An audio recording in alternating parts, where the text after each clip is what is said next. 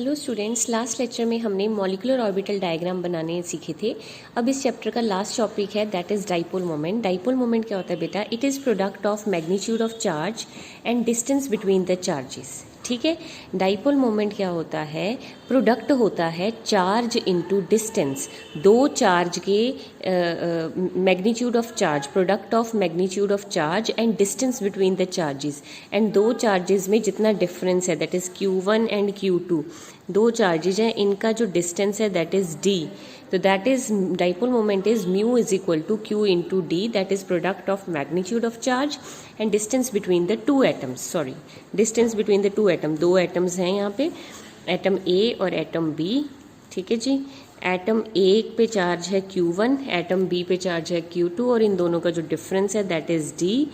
तो dipole moment क्या होगा? चार्ज इनटू डिस्टेंस का प्रोडक्ट। ठीक है, इसको रिप्रेजेंट करते हैं म्यू से, सिंबल इसका म्यू है। Here Q is the charge on the atom, Q क्या है? Total charge on the atom A और बी पे टोटल चार्ज क्या है? That is Q। And d is the distance between the atoms. Unit of dipole moment is debye, debye is the unit of dipole moment. It is a vector quantity.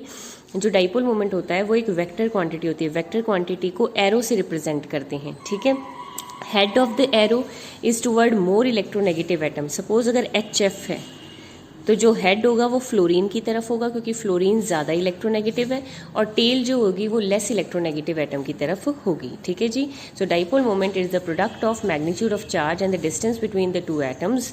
It is represented with the help of mu. Here Q is the charge on the atom, D is the distance between the atom। Dipole moment का unit है Debye, ये एक vector quantity है, इसको arrow से represent करते हैं। Arrow का जो हेड होता है वो मोर इलेक्ट्रोनेगेटिव एटम की तरफ होता है। ठीक है, next is dipole moment for a poly atomic molecule. ठीक है, आपने वैसे डाइपोल मोमेंट जो है किसी भी पॉली एटॉमिक मॉलिक्यूल का कैसे देखना है, जैसे CO2 होता है बेटा। अब ये जो C डबल बॉन्ड हुआ है इसका डाइपोल मोमेंट इस डायरेक्शन में होगा क्योंकि ऑक्सीजन ज़्यादा इलेक्ट्रोनेगेटिव है, इसका डाइपोल मोमेंट इस डायरेक्शन में होगा क्योंकि ऑक्सीजन ज़्यादा इलेक्ट्रोनेगेटिव है कार्बन से। ये डाइपोल मोमेंट इस डाइपोल मोमेंट को कैंसिल करेगा तो डाइपोल मोमेंट क्या आ जाएगा? 0। अगर डाइपोल मोमेंट 0 आता है तो नॉन पोलर होता है, अगर डाइपोल मोमेंट 0 नहीं आता तो पोलर होता है। जैसे अब H2O है, H2O में OH बॉन्ड का डाइपोल मोमेंट ऑक्सीजन की तरफ क्योंकि ऑक्सीजन हाइड्रोजन में से ज़्यादा इलेक्ट्रोनेगेटिव है। इस OH बॉन्ड का डाइपोल मोमेंट भी ऑक्सीजन की तरफ क्योंकि ये ज़्यादा इलेक्ट्रोनेगेटिव है। यहाँ पे दो लोन पेयर है, इनका डाइपोल मोमेंट ऊपर की तरफ।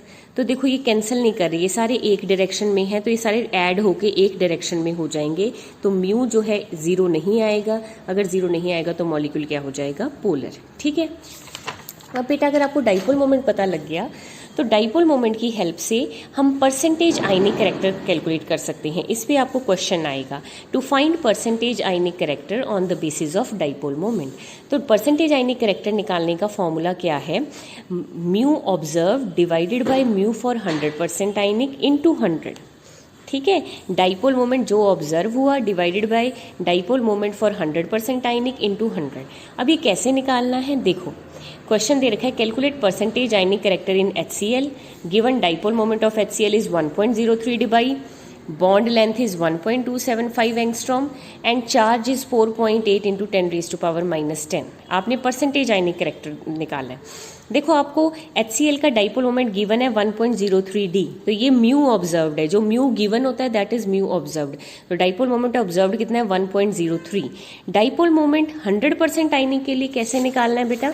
Dipole moment for 100% ionic means आपने डाइपोल मोमेंट का फॉर्मूला लगाना है। 100% आयनिक मीन्स आपने उसका फॉर्मूला लगाना है Q इंटू डी। चार्ज आपको दिया हुआ है, डिस्टेंस भी आपको दिया हुआ है।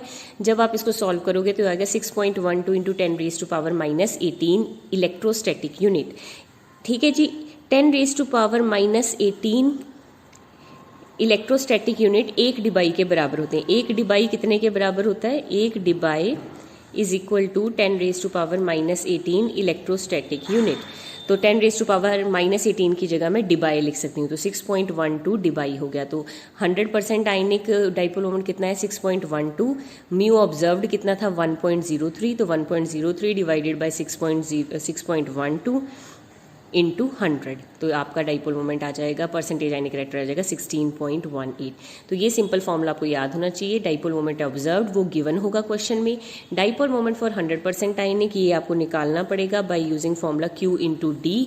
ठीक है जी, 10⁻⁻18 इलेक्ट्रोस्टैटिक यूनिट एक डिबाई के बराबर होते हैं, तो बस उनको डिवाइड करके इंटू 100 करके परसेंटेज आयनिक कैरेक्टर आ जाएगा।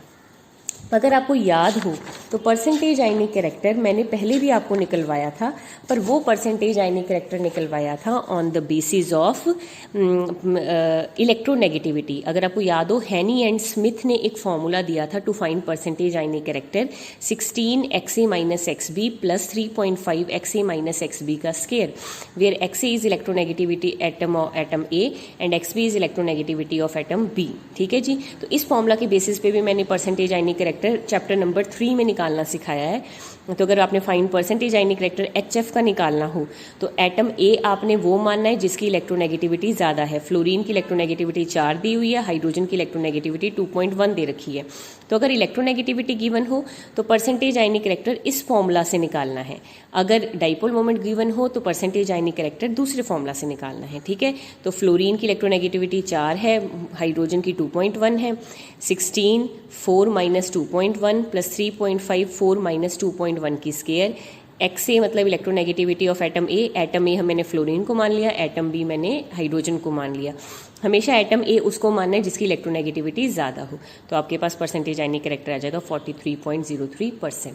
तो इस बेसिस पे आप परसेंटेज आयनिक कैरेक्टर के सारे न्यूमेरिकल सॉल्व कर सकते हो। ठीक है बेटा, okay, thank you so much. इस तरह आपका इनऑर्गेनिक की बुक खत्म हो गई है, जिसमें 4 चैप्टर्स हम ऑलरेडी कर चुके हैं। अब इसके बाद हम ऑर्गेनिक केमिस्ट्री शुरू करेंगे। ठीक है, okay, thank you so much.